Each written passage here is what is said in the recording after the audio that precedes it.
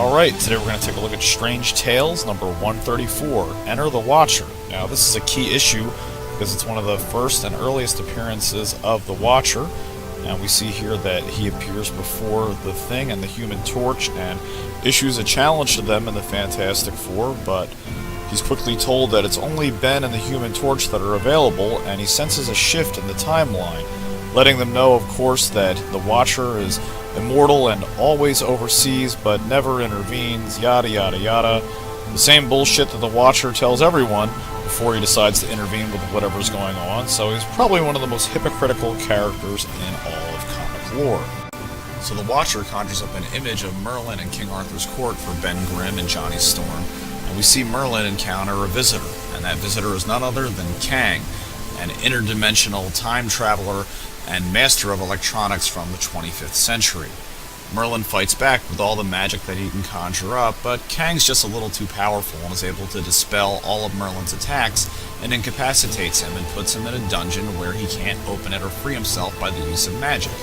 Kang then goes about transforming King Arthur's court in the Dark Ages with retrofitted weapons of the time, so that way the army will be much stronger than any opposing force that King Arthur could have come across, and Kang hopes to overcome medieval England this way.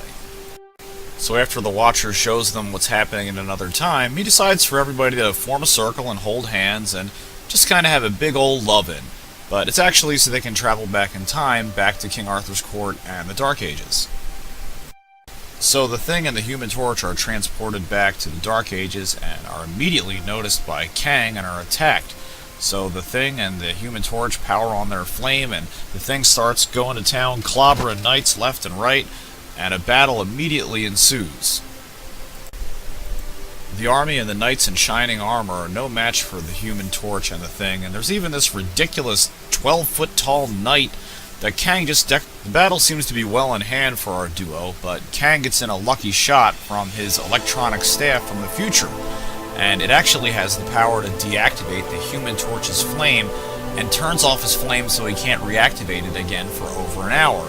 The Human Torch runs off thinking that he can do more harm than good, but the Thing thinks that he's abandoned him in battle and doesn't know what's wrong with Johnny. As it turns out, the Human Torch isn't abandoning the Thing at all, but he remembers the Watcher saying that Merlin was trapped in a nearby castle in a dungeon. The Human Torch, remembering that there was a castle near where they were doing battle, goes inside the castle and explores it, and sure enough, finds the dungeon that Merlin's being held captive in. He melts the unbreakable magic lock on the door by raising his internal body temperature high enough until the lock melts off.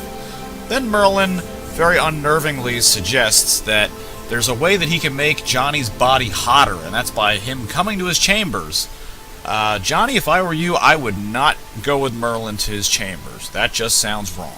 So our randy magician Merlin seems to have found a way to turn Johnny's flame back on, and that's by using a dirty magazine, spell book, to cast a spell on Johnny.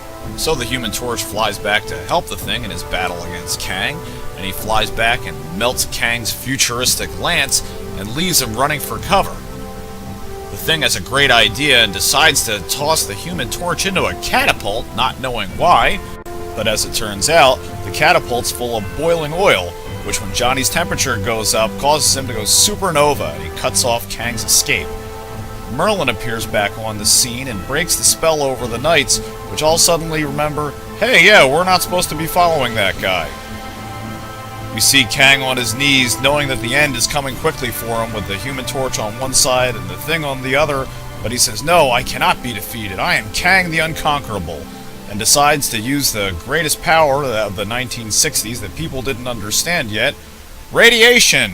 So that magic stuff is good for him and apparently bad for everyone else. The Human Torch tries in vain to catch up with Kang through his interdimensional time-traveling portal that he creates, but it's just too late, and Kang's gotten away.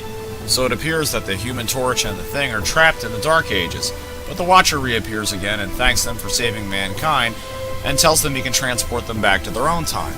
Because of course he just watches, he never intervenes like transporting people back and forth through the flow of time. Most hypocritical Marvel character ever.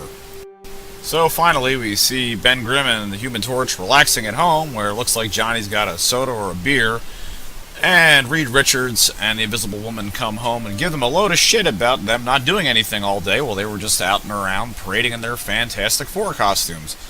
The Human Torch and the Thing basically tell them to piss off and then go back to sleep because they just got done saving the world. Hey guys, if you liked the video that you just watched, go ahead and hit that subscribe button down below. And if you do the Facebook or Twitter thing, follow me at #KingRetro. See you next time.